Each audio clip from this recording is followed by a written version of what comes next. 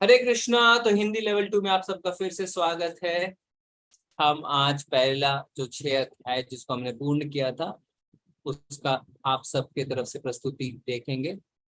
तो पहले 6 अध्याय की आप प्रस्तुति देने वाले हैं। तो all over to you Pankaj Bhardwaj Prabhu ji. जी हरे कृष्णा। हरे कृष्ण प्रभु जी।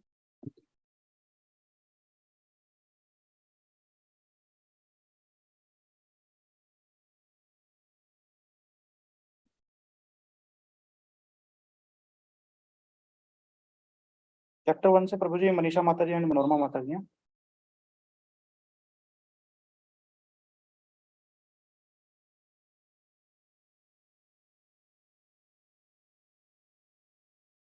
अनम्यूट कर सकते हैं। मैंने किसी को ऐसा ऑप्शन दिया हुआ है, सब अनम्यूट कर सकते हैं।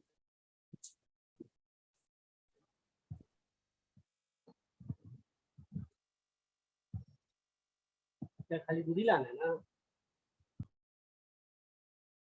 मनोरमा माता जी आप प्रेजेंट कर सकती हैं। मनीषा माता जी ने आई थिंक ज्वाइन नहीं किया है। जी प्रभु जी हरे कृष्णा। धृतराष्ट्र उवाच कर्म क्षेत्रे कुरुक्षेत्रे संभेतायुयुत्सवः मामका पांडवश्चैव किं कुर्वन्तु संजय। धृतराष्ट्र ने कहा, हे संजय, धर्म भूमि कुरुक्षेत्र के युद्ध की इच्छा से एकत्र हुए मेरे तथा पांडु के पुत्रों ने क्या किया। क्योंकि इस युद्ध को कुरुक्षेत्र में लड़ा जाना था, जिसका उल्लेख वेदों के स्वर्ग के निवासी के लिए भी तीर्थ स्थल के रूप में हुआ है। अतः धृतराष्ट्र अत्यंत भयभीत था। इस पवित्र स्थल के युद्ध के परिणाम पर न जाने कैसा प्रभाव पड़े। उसे भली भांति ज्ञात था कि इसका प्रभाव अर्जुन तथा पांडव पुत्र के अन्य पुत्रों पर अत्यंत अनुकूल पड़ेगा, क्योंकि स्वभाव से वे सभी पुण्यात्मा थे। संजय श्री व्यास के शिष्य था, अतः उनकी कृपा से संजय धृतराष्ट्र को उससे युद्ध स्थल की स्थिति के विषय में पूछा। पांडव तथा धृतराष्ट्र के पुत्र दोनों ही एक वंश से संबंधित हैं, किंतु यहाँ पर धृतराष्ट्र के वाक्य से उल्लेख मनोभाव प्रकट होता है। उससे जानबूझकर अपने पुत्र और धृतराष्ट्र के वाक्य से उसके मनोभाव प्रकट होते। उसने जानबूझकर अपने पुत्र को कुरु पुत्र कहा और पांडव के पुत्र को वंश के उत्तराधिकार से विलग कर दिया। इस तरह पांडु के पुत्र को अर्थात अपने भतीजा के साथ धृतराष्ट्र की विशिष्ट मनोस्थिति समझी जा सकती है। प्रभु जी आगे करते। हरे कृष्ण प्रभु जी।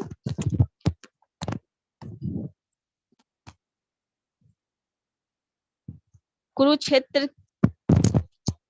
प्रभु जी थोड़ा बड़ा कर सकते तो कर दीजिए इसके। हरे कृष्णा। सॉरी मैं इंटरप्ट कर रहा हूँ। जो प्रेजेंट कर रहे हैं वो कोशिश करें, अगर पॉसिबल है तो आप अपना वीडियो ऑन कर सकते हैं। हरे कृष्णा।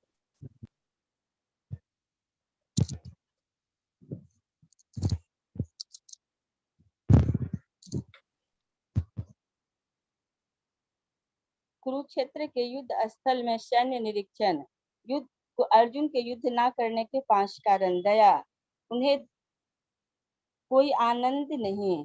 पाप, पारंपरिक परंपराएं। दुविधा, ऐसे दयालु तथा कोमल हृदय व्यक्ति जो भगवान की सेवा में रत हो आत्मज्ञान प्राप्त करने के योग्य हैं।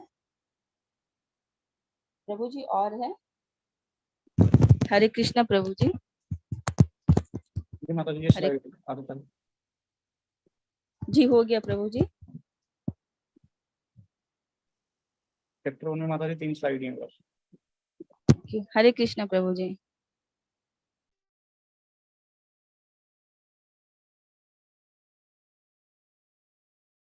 चैप्टर 2 से प्रभु जी खुशी माता जी, रानी माता जी और सुधा माता जी।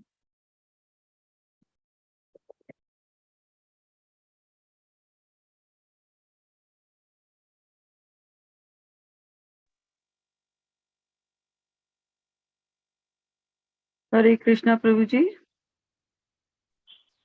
हरे कृष्णा प्रभु जी। प्रभु जी रानी माता जी को इमरजेंसी हो गई है, वो अभी 10 मिनट बाद क्लास अटेंड कर पाएंगी।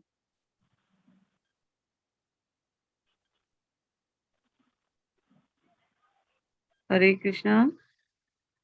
माता जी आप प्रेजेंट कर दीजिए क्वेश्चन।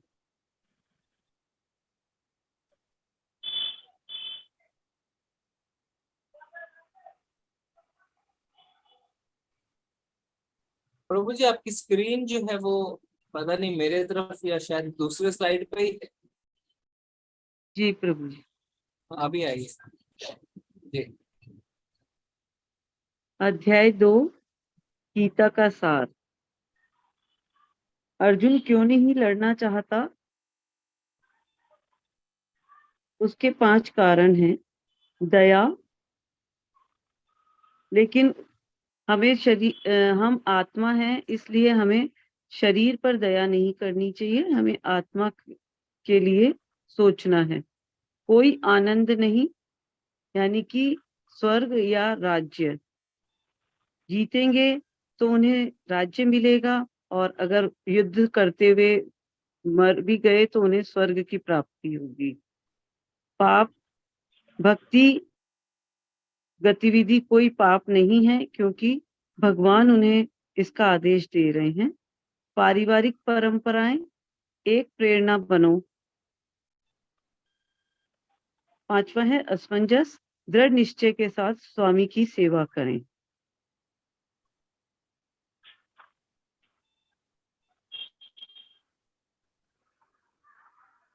जब ये एक ऐसा चक्र है जिसमें अगर मनुष्य कोई वस्तु देखता है तो उसको उससे आसक्ति हो जाती है, और आसक्ति होके उसको उसमें काम की उत्पत्ति होती है, काम से क्रोध की उत्पत्ति होती है, और क्रोध से सम्मोह की उत्पत्ति होती है, और सम्मोह उत्पन्न होने से स्मरण शक्ति की क्षति होती है, उससे बुद्धि की हानि होती है, और फिर मनुष्य का पतन हो जाता है। ये एक ऐसा चक्र है। हरे कृष्णा माता जी। हरे कृष्णा प्रभु जी। इसका मैं श्लोक पढ़ना चाहती हूँ। ध्यायतो विषयान् पुंसा संगस्तेषुपजायते संगस्तेषुपजायते कामा क्रोधा अभिजायते क्रोधाद्भवति सम्मोहः सम्मोहात् स्मृतिविभ्रम स्मृतिभ्रंशात् बुद्धिनाशो बुद्धिनाशात् प्रणश्यति। हरे कृष्ण माता जी। बाबा आगे लीजिए, कंटिन्यू। माता जी ये स्लाइड आप पढ़ेंगे? माता जी आप कंटिन्यू कर लीजिए। श्री भगवानुवाच प्रजाति यदा कामानस्वरान् पार्थ मनोगतान् आत्मन्यवेत्मान तुष्टः स्थित प्रज्ञोच्यते। श्री भगवान ने कहा, हे पार्थ, जब मनुष्य मनोधर्म से उत्पन्न होने वाली इंद्रिय तृप्ति की समस्त कामनाओं का परित्याग कर देता है, और जब इस तरह से विशुद्ध हुआ उसका मन आत्मा में संतोष प्राप्त करता है, तो वह विशुद्ध दिव्य चेतना को प्राप्त स्थित प्रज्ञ कहा जाता है।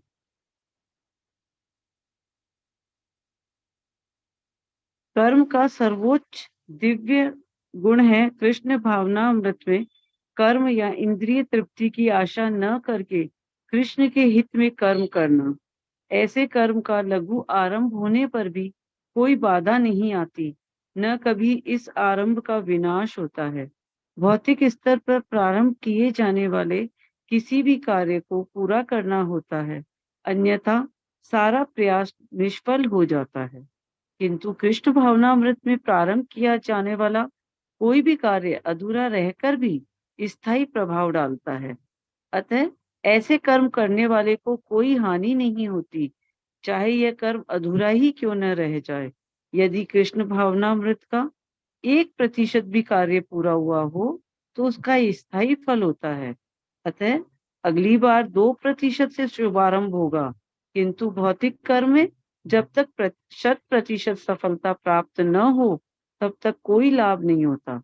अजामिल ने कृष्ण भावनामृत में अपने कर्तव्य का कुछ ही प्रतिशत पूरा किया था, किंतु भगवान की कृपा से उसे 100% लाभ मिला।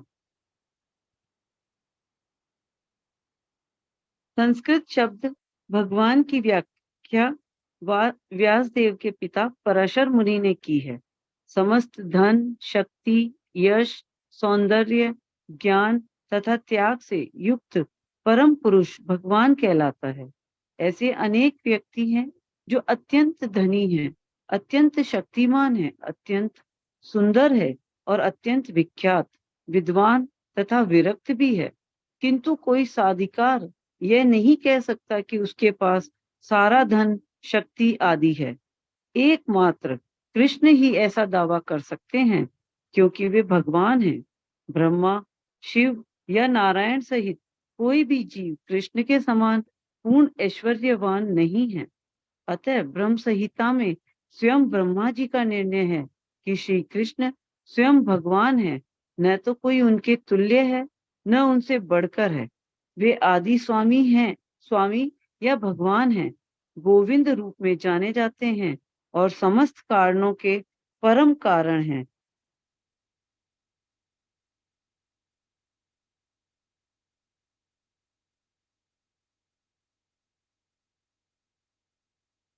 प्रभु जी, संस्कृत शब्द ये हो गया। कर्मण्यवाधिकारस्ते माँ फलेषु कदाचन माँ कर्म फल हेतु भूर्मा ते संगो अस्त्व कर्मणि। तुम्हें अपने कर्म कर्तव्य करने का अधिकार है, किंतु कर्म के फलों के तुम अधिकारी नहीं हो। तुम न तो कभी अपने आप को अपने कर्मों के फलों का कारण मानो, न ही कर्म करने में कभी आसक्त हो।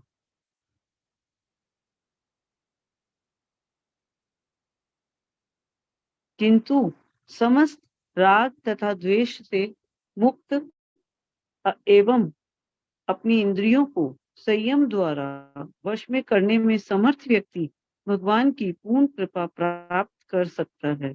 इस प्रकार कृष्ण भावनामृत में तुष्ट व्यक्ति के लिए संसार के तीनों ताप नष्ट हो जाते हैं और ऐसी तुष्ट चेतना होने पर उसकी बुद्धि शीघ्र ही स्थिर हो जाती है। जो कृष्ण भावनामृत में परमेश्वर से संबंधित नहीं है, उसकी न तो बुद्धि दिव्य होती है और न ही मन स्थिर होता है, जिसके बिना शांति की कोई संभावना नहीं है। शांति के बिना सुख हो भी कैसे सकता है?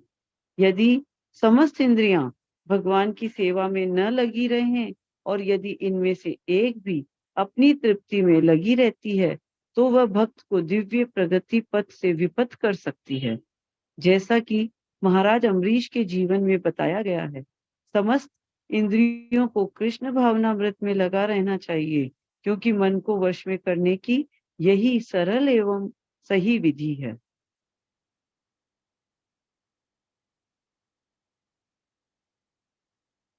इस जीवन का अंत होने से पूर्व यदि कोई कृष्ण भावना भावित हो जाए, तो उसे तुरंत ब्रह्म निर्वाण अवस्था प्राप्त हो जाती है। भगवत धाम तथा भगवत भक्ति के बीच कोई अंतर नहीं है, क्योंकि दोनों चरम पद है। अतः भगवान की दिव्य प्रेमी भक्ति में व्यस्त रहने का अर्थ है भगवत धाम को प्राप्त करना। भौतिक जगत में इंद्रिय तृप्ति विषयक कार्य होते हैं और आध्यात्मिक जगत में कृष्ण भावनामृत विषयक। इसी जीवन में ही कृष्ण भावनामृत की प्राप्ति तत्काल ब्रह्म प्राप्ति जैसी है, और कृष्ण भावनामृत में स्थित होता है वह निश्चित रूप से पहले ही भगवत धाम में प्रवेश कर चुका होता है। श्रील भक्ति विनोद ठाकुर के इस द्वितीय अध्याय को संपूर्ण ग्रंथ के प्रतिपाद्य विषय के रूप में संक्षिप्त किया है। भगवत गीता के प्रतिपाद्य हैं कर्मयोग, ज्ञान योग और भक्ति योग। इस द्वितीय अध्याय में कर्मयोग तथा ज्ञान योग की स्पष्ट व्याख्या हुई है एवं भक्ति योग की भी झांकी दे दी गई है। हरे कृष्णा जी। हरे कृष्णा। थैंक यू माता जी। तो पहले दो चैप्टरों का आपने समझ दिया। किसी को कुछ पूछना है, प्रश्न? सबको समझ में आ रहा है? तो हम क्या कर रहे हैं आज आप सब पहले 6 चैप्टर के इंपॉर्टेंट पॉइंट्स बता रहे हैं। तो अभी सुधा माता जी ने बताया चैप्टर 2 और उसके पहले हम चैप्टर 1 देखें। मनोरमा माता जी ने बताया। किसी को कुछ उनसे प्रश्न पूछना है, किसी को कुछ समझना है चैप्टर 1-2 में, तो आप पूछ सकते हैं, एक दूसरे से भी प्रश्न पूछ सकते हैं।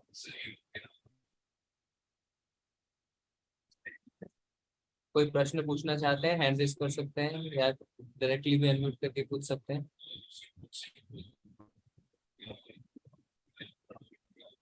ओके, सबको क्लियर है, ठीक है, तो आगे बढ़ेंगे तो चैप्टर 3 जी प्रभु। चैप्टर 3 प्रभु जी सोनिया माता जी। हरे हरे कृष्णा प्रभु जी। मेरी आवाज आ रही प्रभु जी? जी माता जी आ रही है। जी माता जी बोलिए। हरे हरे कृष्णा। हरे चैप्टर 3 कर्मयोग। इस अध्याय में भगवान ने अर्जुन को युद्ध न करने के लिए जो अर्जुन ने तर्क रखे थे उनको दूर किया है। भगवान ने अर्जुन को कर्म योग समझाकर उनका भ्रम दूर किया है। मेरा फर्स्ट पॉइंट है यज्ञ।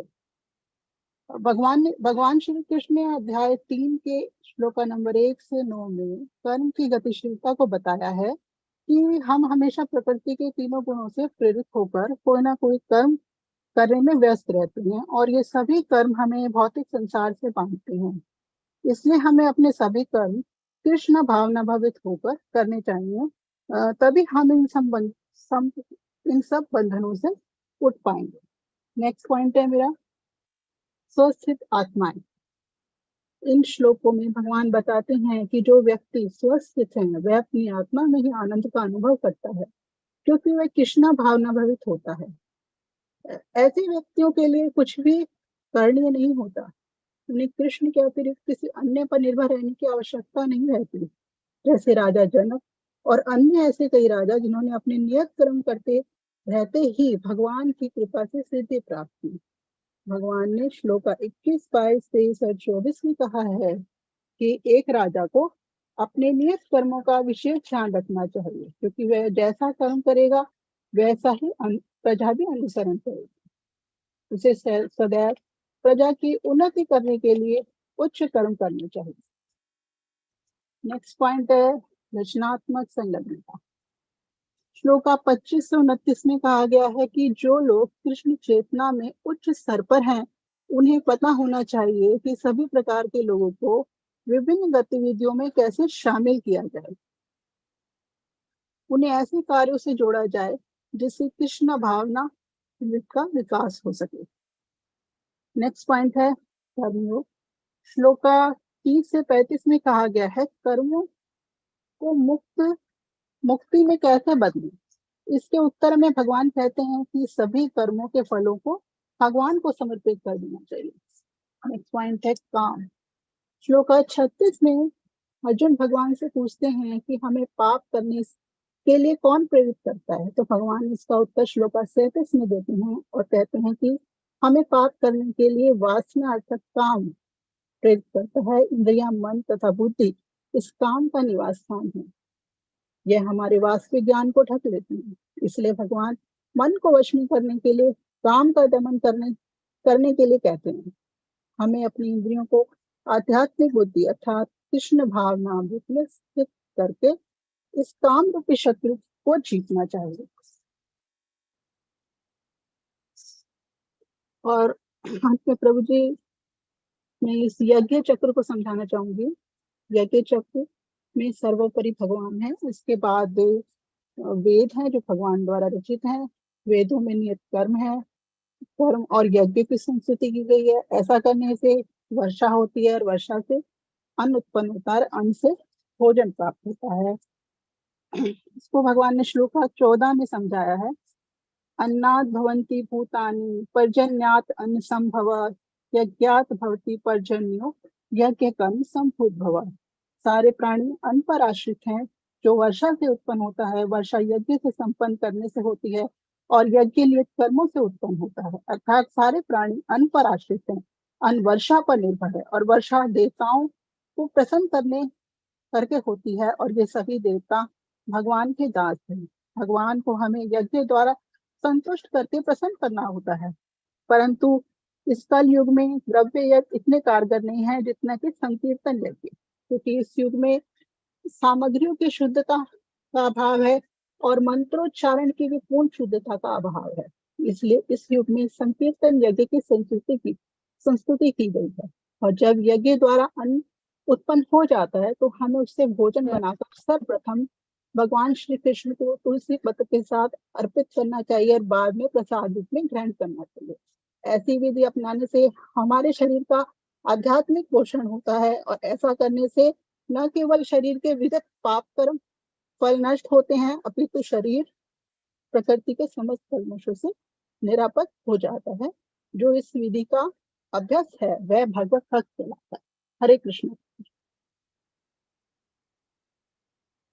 जी, वेरी नाइस माता जी, बहुत ही अच्छी तरीके से आपने चैप्टर 3 बताया। माता जी ने अच्छे अच्छे पॉइंट सिलेक्ट किए। किसी को कुछ प्रश्न पूछना है माता जी से चैप्टर 3 में? कुछ आपको समझ में नहीं आया हो, माता जी को आप चाहते हैं क्लैरिफाई करने के लिए? सब कार्टल बना लिए।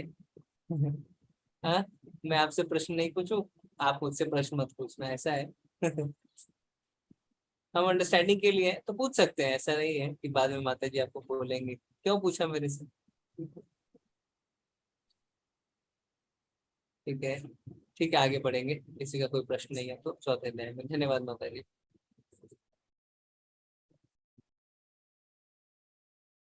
हरे कृष्णा प्रभु जी। चैप्टर 4 मेरे पास है प्रभु जी। जी जी। अध्याय 4 दिव्य ज्ञान। इसमें भगवान श्री कृष्ण हमें भगवत गीता की हिस्ट्री के बारे में बताते हैं, साथ ही हमें जीवात्मा और परमात्मा के बीच में जो डिफरेंस है उसके बारे में बताते हैं। साथ ही इसमें वर्णाश्रम धर्म के बारे में कृष्ण भगवान ने बताया है जो उनके द्वारा रचित है। और इसके साथ ही हमें कर्म की बारीकियां है जिसमें हमें कर्म, अकर्म और विकर्म के बारे में बताया है। साथ ही इसमें गुरु की इम्पोर्टेंस के बारे में भी बताया है भगवान ने। तो हम शुरू करते हैं भगवत गीता की हिस्ट्री क्या है। जैसे कि कुछ लोग कह देते हैं कि भगवत गीता सिर्फ 5000 साल पहले आई, लेकिन एक्चुअल में ये उससे भी बहुत ज्यादा पुरातन है। इसमें भगवान ने कहा है कि मैंने इस अमर योग विद्या का उपदेश सूर्यदेव विवस्वान को दिया और विवस्वान ने मनुष्यों के पिता मनु को उपदेश दिया और मनु ने इसका उपदेश इक्ष्वाकु को दिया। और यहाँ से फिर यह परंपरा, गुरु परंपरा के तहत राज ऋषियों तक ये ज्ञान पहुंचा और आगे फिर कंटिन्यू हुआ। तो इस तरह से हमें पता लगता है कि भगवत गीता बहुत ही पुरातन है। और एक मोटा मोटा अनुमान ये बताया जाता है कि यह 12 करोड़ साल पहले यह भगवत ज्ञान सूर्यदेव विवस्वान को दिया गया था।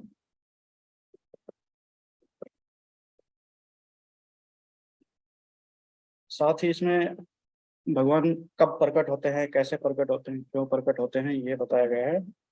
और इसी के साथ हमें जीवात्मा और आत्मा में जो डिफरेंस है वो पता लगेगा। इसमें भगवान बताते हैं कि मैं अजन्मा और अविनाशी हूँ, यद्यपि मैं समस्त जीवों का स्वामी हूँ तो भी प्रत्येक युग में मैं आदि दिव्य रूप में प्रकट होता हूँ। अभी यहाँ पे हमें पता चलता है कि हम अपने आप को प्रकट नहीं कर सकते, हम ये डिसीजन नहीं ले सकते कि हमें कब प्रकट होना है, कहाँ प्रकट होना है। लेकिन भगवान ये कर सकते हैं, अपनी इच्छा अनुसार वो कहीं भी प्रकट हो सकते हैं। तो भगवान ने हमें बताया कि जहाँ जहाँ भी धर्म का पतन होता है और अधर्म की प्रधानता होने लगती है तब तब मैं अवतार लेता हूँ और भक्तों का उद्धार करने के लिए, दुष्टों का विनाश करने के लिए और धर्म की स्थापना करने के लिए मैं हर युग में प्रकट होता हूँ। तो यहाँ पर हमें पता लगता है कि हम अपने माता पिता का भी चयन खुद नहीं कर सकते, लेकिन भगवान ये कर सकते हैं कि हमें उन्हें कहाँ प्रकट होना है, कब प्रकट होना है। साथ ही हम जैसे एज के साथ बूढ़े हो जाते हैं, लेकिन भगवान के साथ ऐसा नहीं है, वो युवावस्था से आगे नहीं जाते हैं। तो यह आत्मा और परमात्मा में डिफरेंस है। साथ ही हमारी दृष्टि जैसे अपूर्ण है, हम सोचते हैं कि सूर्य उदय और अस्त हो जाता है, ऐसा हमें प्रतीत होता है, लेकिन एक्चुअल में वो हमारी दृष्टि से ओझल हो जाता है।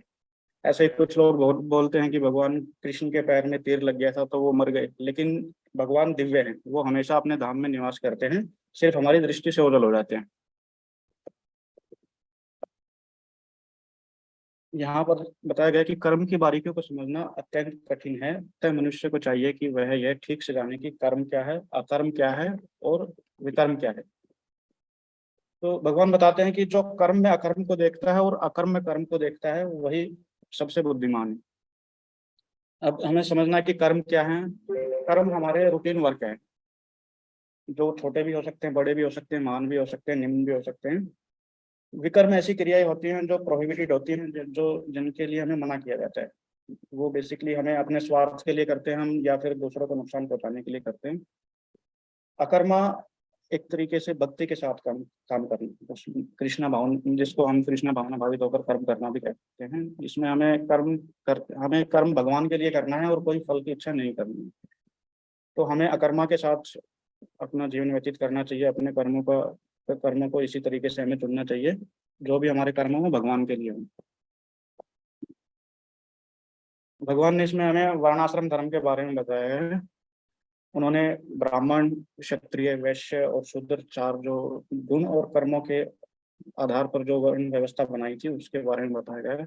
एक्चुअल में सभी चारों एक दूसरे की सेवा करते हैं। जैसा कि ब्राह्मण है, उसका काम है शिक्षा देना, वो सभी को शिक्षा देते हैं, चाहे वो क्षत्रिय हो या फिर वैश्य हो या शूद्र हो। इसी तरीके से क्षत्रिय का धर्म है सभी की रक्षा करना, तीनों, चाहे वो ब्राह्मण है या फिर वैश्य है या फिर शूद्र। इस तरीके से वैश्य का काम है अपने राज्य के लिए संपत्ति इकट्ठा करना, उसके लिए उसको अच्छे कर्मों में लगाना। इसी तरीके से शूद्र का धर्म है तीनों की सेवा करना।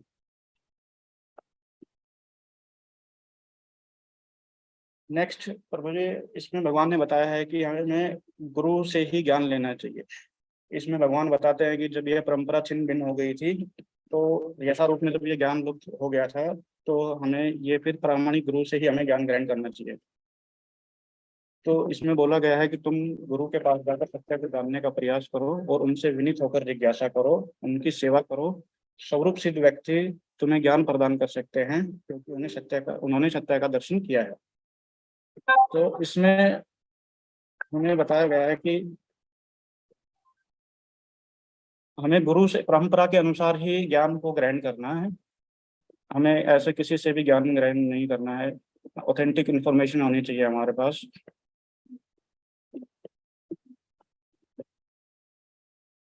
इसमें भगवान कहते हैं कि अगर तुम्हें समस्त पापियों में सर्वाधिक पापी समझा जाए, तो भी तुम दिव्य ज्ञान रूपी नाव में स्थित होकर दुख सागर को पार करने में समर्थ होगे।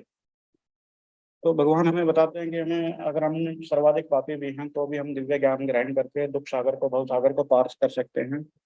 और एक शुद्ध भक्त के लिए हम सोच सकते हैं कि हमें उदास नहीं होना है, किसी भी तरीके से निराश नहीं होना है। हमें भगवान के लिए शुद्ध भक्ति करनी है, उनका चिंतन करना है, नाम जप करना है। तो इस तरीके से हम भगवान के चरण कमलों की सेवा प्राप्त कर सकते हैं। हरे कृष्ण प्रभु। जी जी, बहुत ही अच्छा प्रभु जी, बहुत ही अच्छी तरीके से आपने समराइज किया। जी, चैप्टर 4 दिव्य ज्ञान पे किसी को कोई प्रश्न है, प्रभु जी से पूछना चाहते हैं? किसी का कोई प्रश्न नहीं है? ठीक है, आगे बढ़ेंगे प्रभु जी। चैप्टर 5।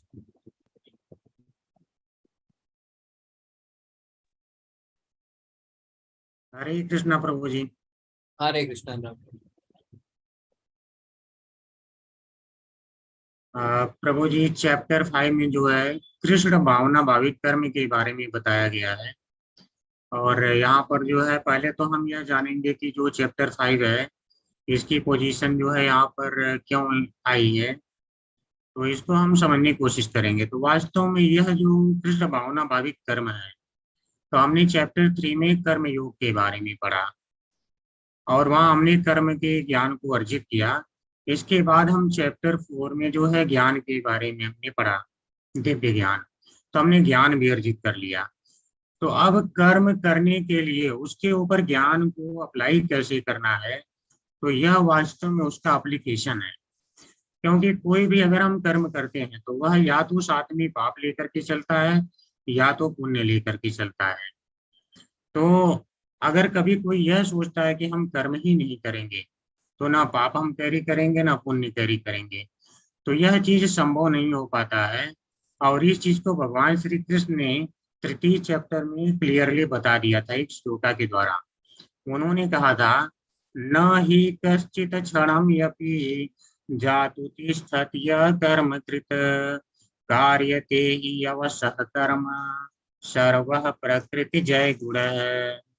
अर्थात इसका अर्थ होता है कि किसी भी क्षण कोई कुछ कार्य किए बिना रह ही नहीं सकता है। प्रकृति के द्वारा प्राप्त गुणों के आधार पर उसे कर्म करना ही होता है। तो यह क्लियर हो जाता है कि कर्म तो करना पड़ेगा। दूसरा ज्ञान, जब उन्होंने ज्ञान दिया तो ज्ञान के बारे में उन्होंने बताया था कि ज्ञान के द्वारा कर्मों को भस्मसात किया जा सकता है। तो उसमें कौन सा ज्ञानी जो है उसे पंडित कहा जाएगा, तो इसके बारे में भी उन्होंने बताया था चतुर्थ चैप्टर में। उन्होंने कहा था यस्य सर्वे समारंभा काम संकल्प वर्जिता ज्ञानाग्निदग्ध कर्माणम तमाहु पंडितम बुधा। अर्थात जिसके सभी कार्य इंद्रिय तृप्ति की कामनाओं से रहित होते हैं और जिसने ज्ञानाग्नि दग्ध कर्माणम यानी सभी कर्मों को अपने ज्ञान की अग्नि में जला दिया हो, भस्मसात कर दिया हो, उसे ही बुद्धिमान लोग पंडित कहते हैं। तो अब ज्ञान भी प्राप्त कर लिया, कर्म भी जान लिया, करना ही पड़ेगा। तो उसको करने के लिए फिर भगवान जो है पंचम अध्याय को बताते हैं, अध्याय 5 कर्म योग यानी कृष्ण भावना भावित कर्म के बारे में बताते हैं, जिसमें वह कहते हैं कि कैसे कर्म किया जाए। उसके लिए बताते हैं ब्रह्मण्याध्याय कर्माणि संगम त्यक्त्वा करोति यः लिप्यते न स पापेन पद्म पत्रमिव अम्बसा। तो बताते हैं कि जो व्यक्ति कर्म फलों को परमेश्वर को समर्पित करके आसक्ति रहित होकर अपना कर्म करता है, वह पाप कर्मों से उसी प्रकार अप्रभावित रहता है जिस प्रकार कमल पत्र जल से अस्पृश्य रहता है। अर्थात इस श्लोक का अर्थ हो गया कि कृष्ण भावना अमृत में अगर वह कर्म करता है तो उसे कोई भी पाप छू नहीं सकेंगे। जैसे उदाहरण बहुत उन्होंने अच्छा दिया है कि जो पद्म पत्रम यानी कमल का पत्ता जल में रहते हुए भी उससे लिप्त नहीं होता है। हरे कृष्णा प्रभु जी, ने स्लाइड पे चलते हैं। फिर भगवान कहते हैं कि अगर व्यक्ति इस पोजीशन तक आएगा तो जब वह आ सकता है, अगर वह अपना और परमात्मा भगवान के साथ में संबंध को समझ ले, और जब समझ लेगा तो वह जान जाएगा कि आत्मा क्या होता है और परमात्मा क्या होते हैं। तो उस कंडीशन में जब वह किसी भी जीव को देखने जाएगा तो सबके अंदर ही उस आत्मा और परमात्मा के ही उसे दर्शन होंगे। तो उस अवस्था में वह उस जीव के बाहरी शरीर को न देख करके वह जो सदा ही रहने वाली परा प्रकृति है उसका ही दर्शन करता है। तो इसलिए वह सभी को समान भाव से देखता है, जिसके लिए भगवान बताते हैं कि जब वह विद्या विनय से संपन्न हो जाता है, साक्षात पुरुष विनम्र पुरुष, वह करता क्या है, तो विद्या विनय संपन्ने ब्राह्मणे गविहस्तिनी सुने च स्वपाके च पंडिता समदर्शिनः। तो विनम्र साधु पुरुष अपने वास्तविक ज्ञान के कारण एक विद्वान तथा विनीत ब्राह्मण, गाय, हाथी, कुत्ता तथा चांडाल को समान दृष्टि समभाव से देखते हैं। तो यहाँ पर चांडाल होता है, जो लोग कुत्ते को खाते हैं उन्हें चांडाल कहा जाता है। यानी वह सबको एक भाव से देखने की उसके अंदर क्षमता आ जाती है। हरे कृष्णा प्रभु जी, ने स्लाइड चलते हैं। अब भगवान बता रहे हैं लेकिन अगर किंतु फिर भी कोई अपने इंद्रिय तृप्ति के लिए कार्य करना चाहता है तो फिर होता क्या है उसके साथ में, तो उसको क्लियर करने के लिए भगवान यहाँ बताते हैं यही संग स्पर्श जाबोगा दुख यो नया येवती आदि अंतवंत कौंतेय नाते सुरमते बुधा। तो भगवान कहते हैं कि बुद्धिमान मनुष्य दुख के कारणों में भाग नहीं लेता जो कि भौतिक इंद्रियों के संसर्ग से उत्पन्न होते हैं। हे कुंती पुत्र, ऐसे भोगों का आदि तथा अंत होता है, अतः चतुर व्यक्ति उनमें आनंद नहीं लेता। तो यहाँ पर दुख योन यह दुख की योनियां है। क्यों? क्योंकि जो अगर भौतिक इंद्रियों से हम जो है प्राप्त करने की कोशिश करते हैं सुखों को, तो कुछ हम ऐसे कर्म करते हैं जो हमें सुख दें, तो वह या तो पाप को लेकर चलता है या तो फल को, पुण्य को। तो वह जिस भी प्रकार का जो है फल लेकर के चलेगा तो हमें अगली योनि में ट्रांसफर वह करने के लिए पर्याप्त हो जाता है। और जिस जैसे ही व्यक्ति अगली योनि में जाता है वह किसी न किसी दुख की योनि में फंस जाता है। और ऐसे भी इसका कोई फायदा नहीं भगवान बता रहे हैं, क्योंकि ऐसे जो इंद्रिय जो स्पर्शजा यानी जो इंद्रिय तृप्ति का जो माध्यम हम जिन्हें बनाना चाहते हैं, उनके द्वारा जो कुछ भी हम प्राप्त करते हैं फल, आदि अंत बनता उसका ऐसे भी एक आदि होता है और अंत हो ही जाता है। तो जब जो अंत वाली चीजें हैं उनके लिए बुद्धिमान लोग या चतुर लोग उनमें नहीं रमते हैं। हरे कृष्णा प्रभु जी। Next slide. फिर भगवान यहाँ बताते हैं कि जब व्यक्ति को ज्ञान प्राप्त हो जाता है तो जो उसे यह भी ज्ञान प्राप्त हो जाता है कि आखिर हमें कर्म किसके लिए करना है। तो जहां वह फाइनली डेस्टिनेशन पर आ ही जाता है कि आखिर हमें कर्म करना किसके लिए है, जो कभी भी ना किसी पाप से या पुण्य से लिप्त ना हो। तो यहाँ पर जो है उस भगवान बताते हैं कि आखिर वह है कौन। तो भगवान बताते हैं वह मैं हूँ। भोक्तारं यज्ञ तपसाम सर्वलोक महेश्वरम सुहृदं सर्वभूतानां ज्ञात्वा माम शांतिं पृच्छति। तो बताते हैं कि जो सभी यज्ञ तपस्या जितने हैं उनका मैं परम भोक्ता हूँ। सर्वलोक महेश्वरम, जितने भी लोग हैं सारे का परमेश्वर मैं हूँ। और सुहृदं सर्वभूतानां, और सभी जितने भी प्राणी होते हैं, जीव होते हैं, उनका मैं उपकारी एवं हितैषी हूँ। और जब व्यक्ति यह जान जाता है कि सब कुछ जो है ईश्वर है और उन्हीं के लिए केवल करना है, तब यह जान करके माम शांति मृच्छति, वह शांति लाभ प्राप्त कर लेता है। इसीलिए इसे जो है श्लोका को शांति सूत्र भी कहा जाता है। हरे कृष्णा प्रभु जी। जी हरे कृष्णा। धन्यवाद प्रभु जी, बहुत ही अच्छे तरीके से आपने इस चैप्टर का फ्रेमवर्क बताया पहले और इम्पोर्टेंट श्लोक बताया। जी धन्यवाद। किसी को कुछ प्रश्न पूछना है प्रभु जी से, अनुराग प्रभु जी से? कुछ समझ में नहीं आया, कुछ क्लैरिफाई करना है? सबको समझ में आ गया? सबका रिवीजन हो गया? प्रीति रानी माता जी आप कुछ बोलना चाह रहे हैं, आपकी आवाज नहीं आ रही है। हरे कृष्ण प्रभु जी, दंडवत प्रणाम। प्रभु जी आवाज आ रही है? अभी आ रही है।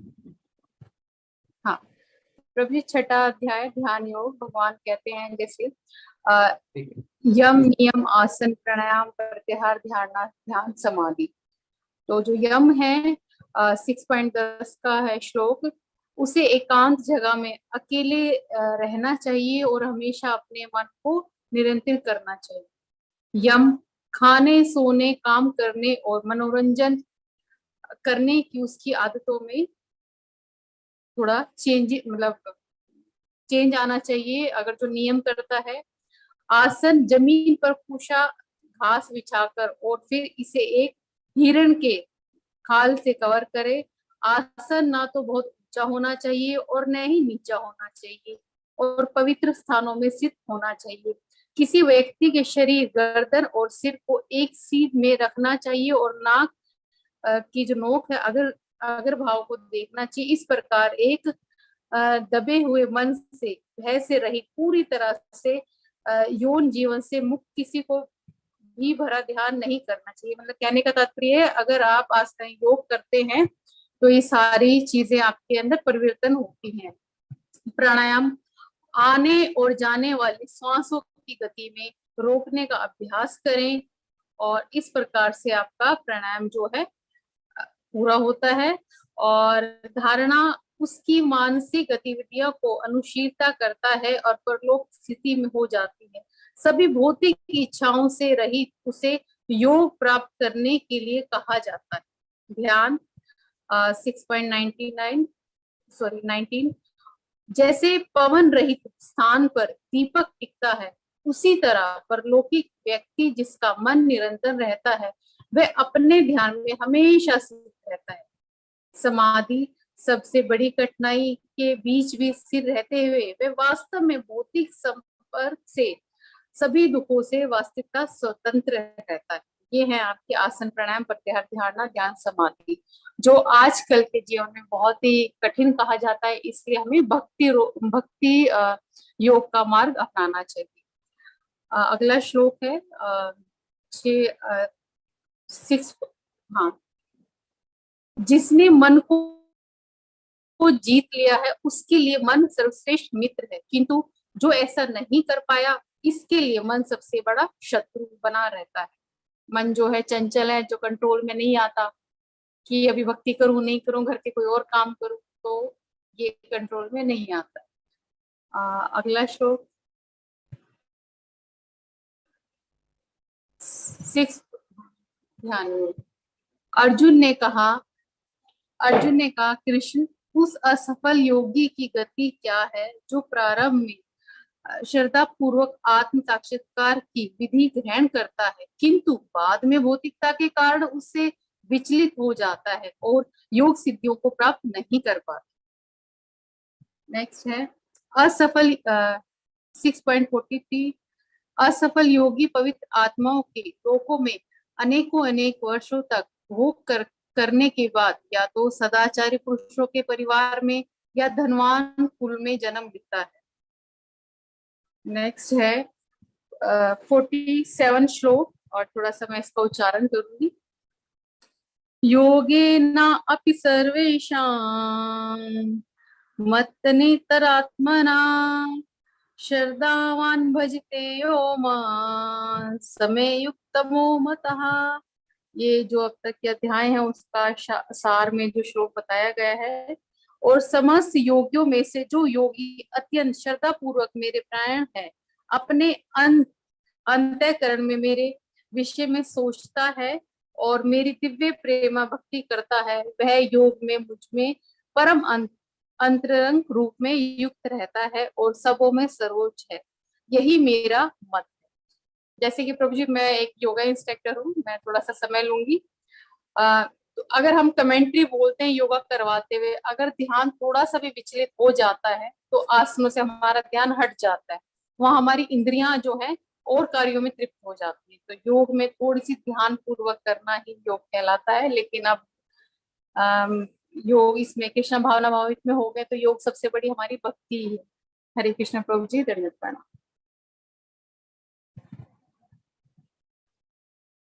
जी धन्यवाद माता जी, अच्छा आपने बताया छठे अध्याय को समराइज किया। ठीक है, प्रीति रानी माता जी के लिए किसी का कोई प्रश्न है, कुछ पूछना चाहते हैं?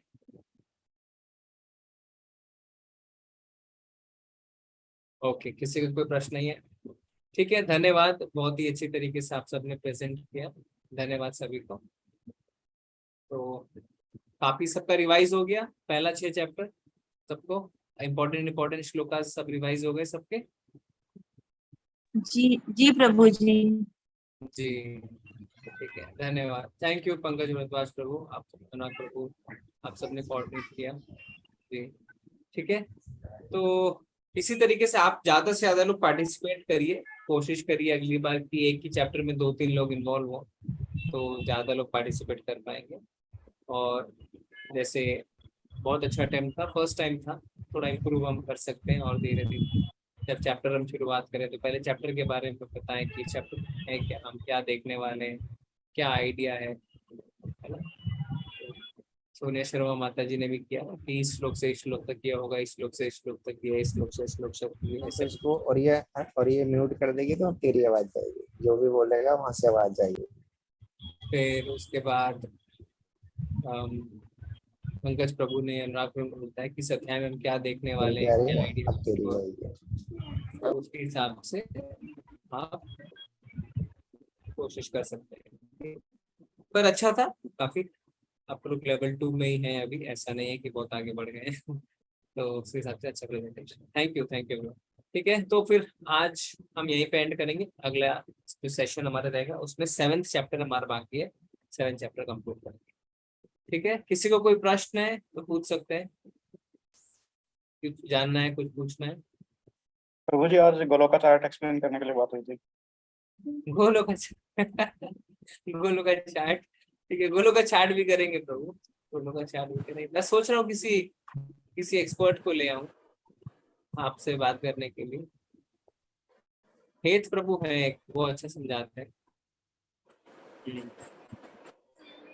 ठीक है, हम करेंगे, मैं बात करता हूँ, टेम्पल में किसी से बात करता हूँ जो आके आपको पूरा गोलोका चार्ट अच्छे से समझाए। ठीक है, अगले क्लास में हम कर सकते हैं शुरू में, अगर कोई रेडी हो जाता है। ठीक है प्रभु। हरे कृष्णा प्रभु जी। जी अनुप। अटेंडेंस लिंक प्रभु जी। हाँ, अटेंडेंस लिंक क्या है कि सुमित प्रभु से मैंने मांगा है, वो दे नहीं पा रहे, वो ट्रैवल में है। मत मेरा लिंक मत। किसी की, हाँ कोई बात नहीं, आज की क्लास में अटेंडेंस लिंक की ऐसी कोई बात नहीं, क्योंकि आज तो हमने रिवीजन ही किया है। ठीक है, अगले क्लास में हम अटेंडेंस कर लेंगे। और ठीक है, मायापुर ट्रिप के बारे में अगर किसी को कुछ पूछना है और कोई चीज के बारे में जानना है, अभी राधा अष्टमी है शनिवार को। जी हाँ, सुधा माता जी आप कुछ बोलना चाहते हैं?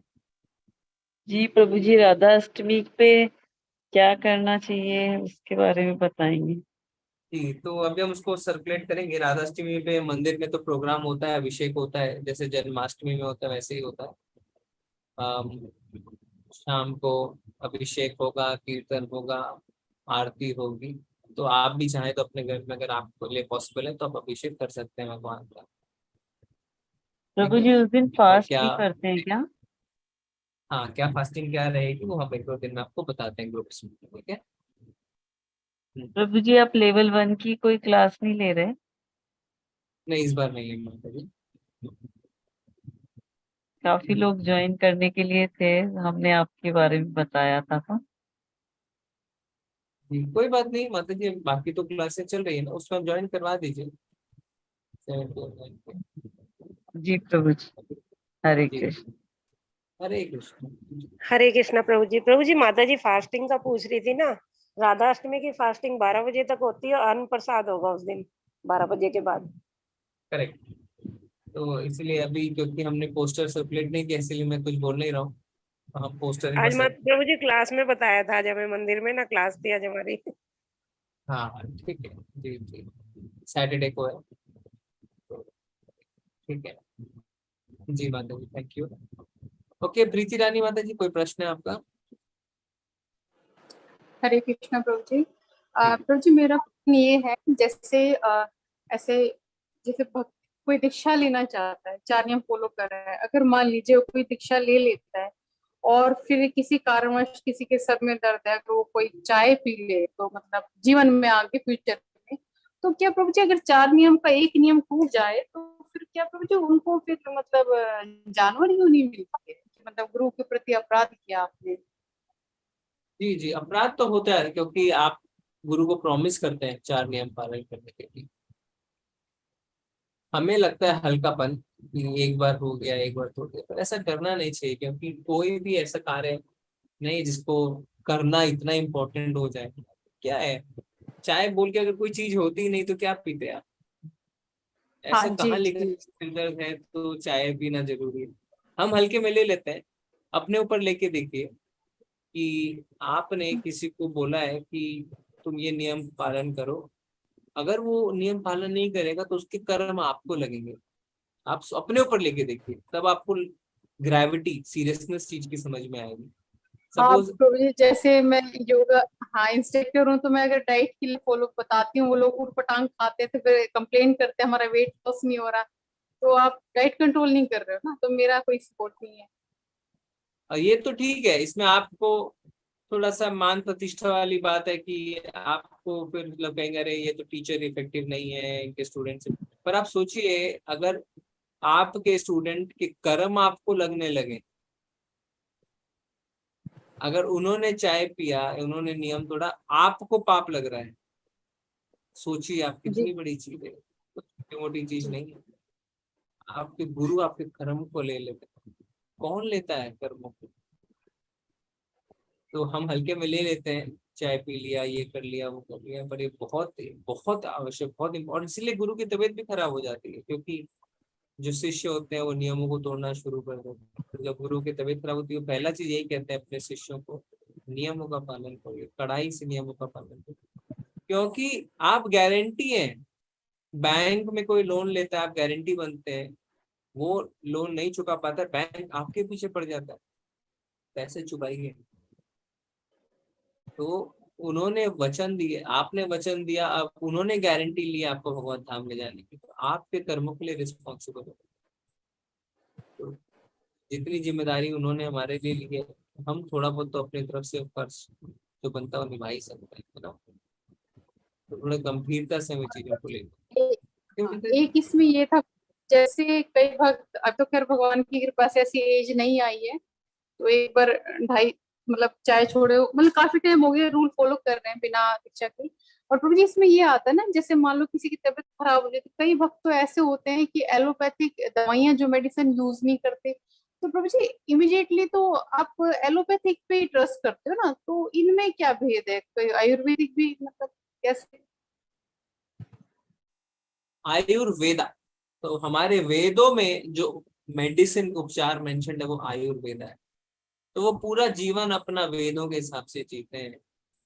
और हमें लगता है ना कोई भी चीज को लेके, अरे कैसे कैसे कैसे, पर ऐसा नहीं है। उनको इतना अटल विश्वास रहता है कि वो आयुर्वेदा पे ही विश्वास करता है और उसे ठीक भी हो जाता है।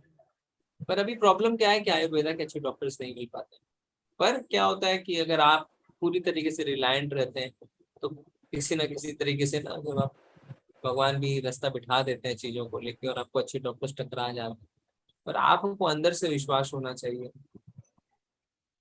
तो ठीक है, बट अगर आपका शरीर साथ नहीं दे रहा, आप ज्यादा बीमार है, तो आप ले सकते हैं एलोपैथिक मेडिसिन। पर कई लोग स्ट्रिक्टली फॉलो करते हैं और एलोपैथिक मेडिसिन भी नहीं लेते, वो आयुर्वेदा पे कंप्लीटली लाइफ ठीक है। जी, ठीक है। हरे कृष्णा। प्रभु जी ये भी रूल्स में है क्या, भक्ति के रूल्स में? नहीं, रूल्स में नहीं। एक्चुअली क्या है, इंग्लिश इसमें एलोपैथिक मेडिसिन में केयरफुल ये रहना पड़ता है, उसमें एनिमल एक्सट्रैक्ट्स रहता है ना, उसको लेके लोग थोड़े से कॉशियस रहते हैं। Okay okay. माता जी पूछ रहे हैं भगवत गीता का जो कवर है, आई हैव हर्ड कि उसका भी रीजन है, वो पोर्ट्रेट्स पिक करने का, प्लीज बताइए हमें। आप भगवत गीता के किताब के कवर की बात कर रहे हैं माता जी? अनम्यूट कर सकते हैं मनप्रीत माता जी? हाँ, तो उसमें क्या है, पोर्ट्रेट्स पिक करने का, ये सब सारे जितने भी है ना, ये जो कवर आपको दिख रहे हैं, ये सारे भक्तों के बनाए हुए हैं। और आप इसीलिए देखेंगे प्राइवेट कहीं भी, अभी मैं थोड़े दिन पहले मेरे पास एक व्हाट्सएप ग्रुप में है भगवत सप्ताह, भगवत सप्ताह प्राइवेट। पहले बात तो भगवत सप्ताह में बिल्कुल हम विश्वास नहीं करते कि एक हफ्ते में आप कैसे श्रीमद् भागवतम पढ़ो। पर फिर भी मैं उसका पोस्टर देख रहा था कि 7 दिन क्या क्या होगा, और 7 पोस्टर, यानी 7 दिन के 7 कार्यक्रम से 5 पोस्टर इस्कॉन के थे उसके अंदर। तो मतलब इतना फेमस है इस्कॉन के सारे फोटोज की प्राइवेट भी सारे लोग यूज कर लेते हैं फोटोज को। जैसे कि उनको कुछ प्रहलाद जी के बारे में बताना किसी दिन, तो इस्कॉन की फोटो यूज करी हुई है उन्होंने। फिर इस तरीके से काफी लीलाएं, क्योंकि क्या है, कोई कमर्शियल किसी से नहीं बनवाते हैं, ये भक्तों के बनाए हुए हैं। और काफी तो यदुरानी माता जी करके एक प्रभुपाद जी के शिष्य, प्रभुपाद जी पर्सनली सब फोटोज देखते थे, तो इसीलिए ये फोटोज काफी अच्छे रहते हैं। अब भगवत गीता के कवर पेज के लिए ऐसा मेरे को कोई प्रसंग नहीं पता है कि यही फोटो क्यों है, सब मेरे को नहीं पता है। बट कभी कभी क्या होता है, कोई कोई ट्रेडिशनल फोटोज जो रहती है उसमें लोगों का अट्रैक्शन रहता है। जैसे अभी हमारा ऑनलाइन कोर्स में प्रभु जी ने जो सबसे पहला फोटो यूज किया था, तो फेसबुक में जैसे हम ऐड डालते हैं इधर, तो उससे पता चलता है कि वो फोटो सबसे अच्छा सर्कुलेट होता है। उसके बाद इतने सारे फोटोज बन गए, पर वो अट्रैक्शन नहीं है। जो फर्स्ट ट्रेडिशनल येलो बैकग्राउंड के साथ एक फोटो था बिल्कुल सिंपल, वो ही सबसे ज्यादा लोगों को पसंद आता है। तो प्रभु जी कहते हैं उस फोटोज को सर्कुलेट करें। तो कभी कभी ऐसा रहता है, तो हो सकता है ये फोटो लोगों को अच्छी लगती हो, इसीलिए। ठीक है, बाकी मेरे को ज्यादा नहीं पता कि यही फोटो क्यों है और कैसे फोटो। ठीक है जी। रानी गर्ग माता जी, हरे कृष्ण। हरे कृष्णा प्रभु जी, सादर प्रणाम। प्रभु जी मेरा ये क्वेश्चन है, जैसे हम ये तुलसी महारानी का प्रणाम मंत्र कर बोलते हैं, तो इसमें कृष्ण प्रेम प्रदायते आता है या विष्णु प्रेम प्रदायते? जी, तो ये वास्तव मंत्र में तो विष्णु प्रेम प्रदायते है, पर काफी लोगों ने कृष्ण प्रेम प्रदायते कर दिया उसको। तो मंत्र तो जो है वो हमें क्या बोलना चाहिए प्रभु जी? मंत्र जो है वो बोलना चाहिए विष्णु प्रेम प्रदायते। ठीक है ठीक है प्रभु जी। प्रभु जी, एक तुलसी आरती के बाद परिक्रमा लगाते हैं, फिर उसके बाद फिर जैसे प्रभु जी ना खड़े होके फिर राउंड लगाते हैं वहीं, वो क्या होता है, कैसे? उसमें जैसे जब हम राउंड लगाते हैं, फिर एक छोटा सा आपस में घूम जाते हैं ना, अपने आप में घूम जाते हैं। हाँ जी हाँ जी। जी। तो वो करते हैं लोग, उसमें मैंने एक बार पूछा था सीनियर से, तो उन्होंने बताया कि पीठ नहीं आनी चाहिए हमारी तुलसी माता की। और मेरे को बहुत ज्यादा समझ में नहीं आई वो चीज, क्योंकि पीठ तो आती है। तो ये रीजन दिया था उन्होंने माता जी कि पीठ नहीं दिखानी चाहिए ऐसे। ठीक है प्रभु जी, धन्यवाद प्रभु जी। कोई कोई चीजें हैं, बहुत सारी चीजें, हर चीज का प्रश्न नहीं पूछ पाते, और कभी कभी पता है क्या होना चाहिए पर फिर भी एक्सेप्ट कर लेते हैं। तो सब करते हैं, मैं भी कर लेता हूँ, सारे कर लेते हैं। तो ऐसा है, उन्होंने ऐसा रीजन दिया, बट पूरी तरीके से मैं कन्विंस नहीं हुआ था, पर फिर भी ठीक है। अगली बार किसी और भक्त से पूछेंगे माता जी, जवाब मिलेगा तो आपको बताएंगे, ठीक है प्रभु जी। जी, सोनिया शर्मा, हाँ माता जी बोलिए।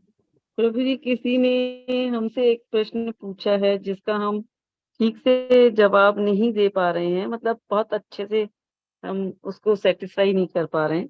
वो ये पूछते हैं कि कृष्ण जी का विवाह रुक्मणी जी से हुआ था, लेकिन राधा जी को ही हर जगह पूजा जाता है, रुक्मणी जी का कहीं वर्णन नहीं है, तो इसका क्या कारण है?